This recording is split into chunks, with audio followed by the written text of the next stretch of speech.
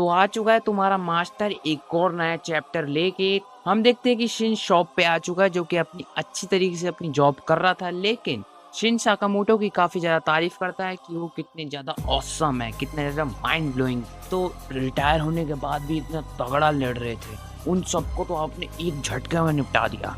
Sakamoto मन ही मन बोल रहा होता है कि अपने काम पे लग जाओ, और ये सब बात आओई साकामोटो सुन लेती है। एओई साकामोटो से बोलती है, तुमने वापस से हिटमैन का काम किया है। साकामोटो डरते हुए कहता है कि नहीं, मैंने कोई हिटमैन का काम नहीं किया है। शिन बोलता है कि आपने तो कल रात उन सबको निपटा दिया था ना। साकामोटो बोलता है कि मैंने उन्हें मारा नहीं था, मैंने बस उन्हें बेहोश किया था। आओई गुस्से में बोलती है कि साकामोटो, तुमने अपने परिवार का अगर रूल तोड़ा तो मैं तलाक देकर भाग जाऊंगी। जो सुन साकामोटो काफी ज्यादा डर जाता है। वो पहले से उसकी पतलून गीली थी, लेकिन और गीली हो जाती है ये बात सुन के। साकामोटो शिन को मार देता है, लेकिन वो अपने मन में चीज सोच रहा था, और ये चीज शिन समझ गया था कि उसके माइंड में क्या चल रहा है।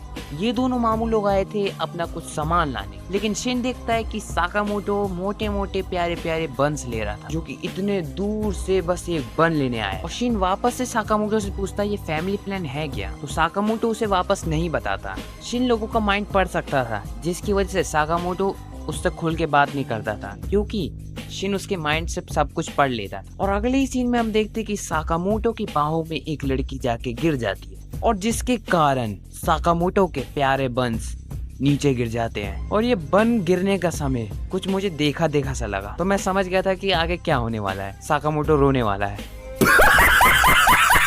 इस पिंकी पोंकी लड़की का नाम है लू शाओटेंग। शिन साकामोटो से बोलता है कि सर जी यहाँ से निकल लेना चाहिए, लेकिन साकामोटो अपने बन के बारे में सोच रहा होता है। मेरे बन खत्म हो गए, मेरे बन खराब हो गए। और अपनी पिंकी पोंकी लड़की लू सबको चारों खाने चित कर देती है, लेकिन शिन उसे चारों खाने चित करते हुए देख रहा होता है। शिन सोच रहा होता है कि ये तो मार्शल आर्ट कर रही है। उसी वक्त लू को एक टकला आदमी पकड़ लेता है, और जैसे ही वो लू को चाकू मारने वाले थे, उसी वक्त साकामोटो अपनी चम्मच लेके उसके चाकू को तोड़ देता है। और ये चीज देख के मैं भी शॉक हो गया। शिन भी उस टकले पे पत्थर फोड़ देता है। एक इंसान के हाथ में गन थी, जिसको लू ने आराम से संभाल रखा था। और फिर यहाँ काफी सारे लोग आ जाते हैं इनको मारने, और ये देखते हैं लू मैडम अपने क्रू से मिल चुकी है। और साकामोटो, शिन और लू तीनों भाग जाते हैं, और ये गुंडे अपने बॉस के पास जाते हैं और अपने बॉस से बोलते हैं, बॉस वो लड़की भाग गई।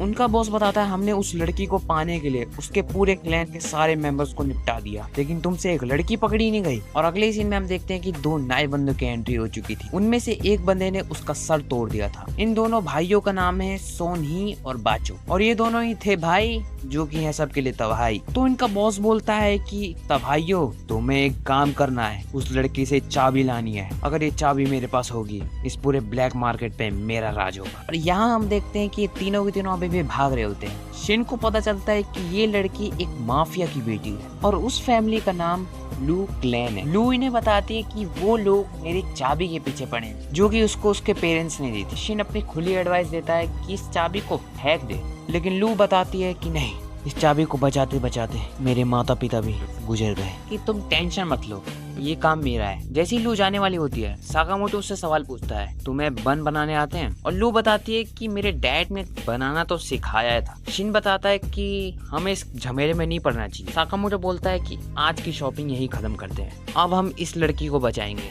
अगर ये लड़की घर तक बच गई तो ये हमारे लिए बंस बनाएगी। और जैसे ही लू कुछ बोल पाती, उसी वक्त वहाँ आ जाता है बाचो, जो कि साकामोटो के मुंह पे लात मार के साकामोटो को दूर फेंक दे। लू शिन को बताती है कि ये दोनों के भाई तबाही हैं, ये एक हिटमैन है। जैसे ही शिन शॉनही पे मारने वाला होता है, उसी वक्त शॉनहिन उसका हाथ पकड़ लेता है और उससे बोलता है कि तुम गुस्सा हो क्या, तुम्हारे एक साथी को मार दिया। तो शिन बताता है तुम्हें क्या लगा वो मर गए? और अचानक ही बाचो लू के पीछे आ जाता है, और जैसे ही वो लू को मारने वाला होता है, उसी वक्त साकामोटो की बैड एस एंट्री होती है, जो कि एक मुक्का मारती बाचो को नीचे सुला देती है। साकामोटो के एक मुक्के से इनके नीचे की छत टूट जाती है, और ये दोनों भाई पूछ रहे होते हैं कि तू है कौन रे बुड्ढे? तो साकामोटो अपनी एटीट्यूड में बोलता है कि राजमा वाले बंस भी अच्छे ही लगे। ये लोग लू से बोलते हैं कि चाबी दे दो हमें, तुम्हें एक आसान मौत देंगे, दर्दनाक मौत नहीं। लू बोलती है कि मैं सपने में भी कभी ना दूं तुम्हें। सोन ही बताता है कि हाँ, ये तो बड़ी सुनी सुनी सी बात,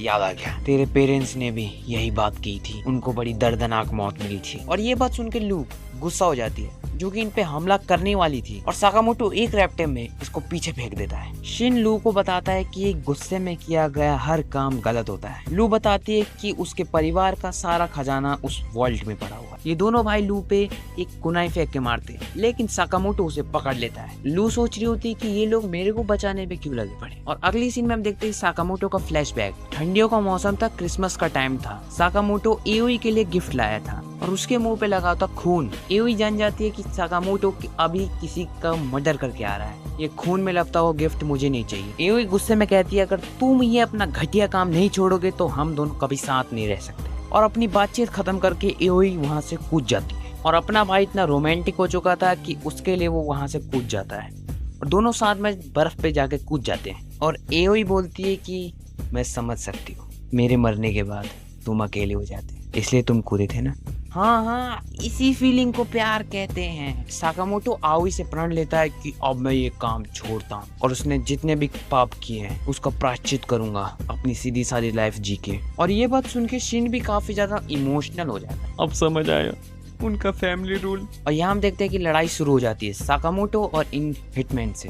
और इन भाइयों के पास तो काफी मस्त मस्त वेपन थे लेकिन साकामोटो करची और चम्मच से ही लड़ रहा था। और ये दोनों भाई अपना बेहतरीन अटैक करते हैं लेकिन साकामोटो उससे डॉज हो जाता है और ये देख इन दोनों की फट जाती है। और जैसे ही दोनों भाई अपना और खतरनाक अटैक करने वाले थे लेकिन साकामोटो बाचों पे कुकर फेंक के मारता है और सोनही का ब्लेड तोड़ देता है। सोनही समझ गया था कि वो साकामोटो को नहीं हरा सकता, इससे लड़ने का कोई फायदा नहीं है।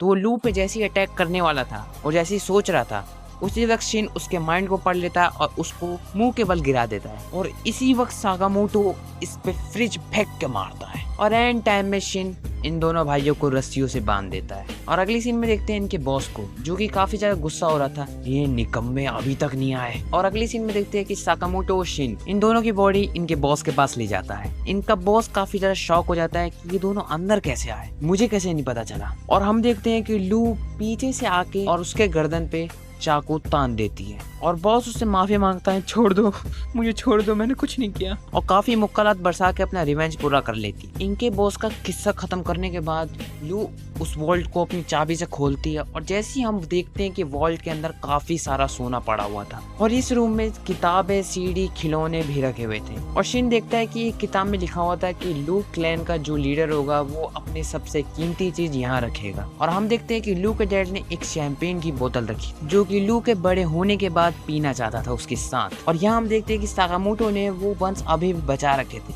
जो कि लू ने कुचल दिए थे और ये बंस अभी भी ठीक थे। तीनों के तीनों बैठ के खाने पीने लगते हैं। और अगले सीन में हम देखते हैं कि लू भी साकामोटो की दुकान पे जॉब करने के लिए आ जाती है और लू बताती है कि अब से वो यहाँ बन बनाएगी। शिन बताता है कि तुम्हारे पे खानदानी खजाना है तो तुम यहाँ क्यों आई हो। तो लू बताती है कि मैं अपने खजाने को ऐसे यूज नहीं करूंगी। और साकामोटो शिन से कहता है कि अब तुम भी हमारी फैमिली हो तो इसका मतलब फैमिली रूल तुम्हें भी अपनाना पड़ेगा जिसमें तुम किसी को भी नहीं मारोगे। और अगली सीन में हम देखते हैं कि यहाँ एक बैठक बुलाई जाती है और यहाँ हम देखते हैं कि साकामोटो और शिन की डॉक्यूमेंट यहाँ पड़े थे और यहाँ हमें पता चलता है कि साकामोटो पे बॉन्टी लगी हुई थी और जो भी साकामोटो को मार देगा उसे 1 बिलियन येन मिलेगा। गाड़ी स्टार्ट कर। और ये धमाकेदार एपिसोड यही। तो तुम लोग बताओ तुम्हें इसमें कौन सा सीन बढ़िया लगा।